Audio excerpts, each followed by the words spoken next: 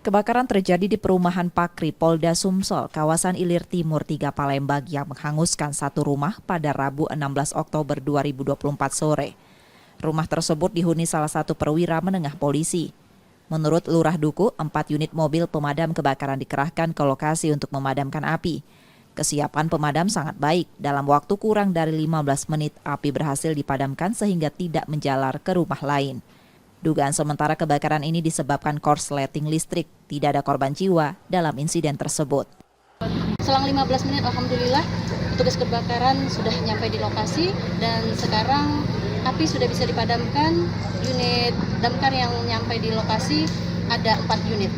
Berapa unit rumah, Bu, yang terbakar? Ada 2 unit yang terkena, tapi yang habis sepertinya hanya 1. Ini komplek perumahan Polri? Komplek Polri. Komplek perwira, Bu, ya?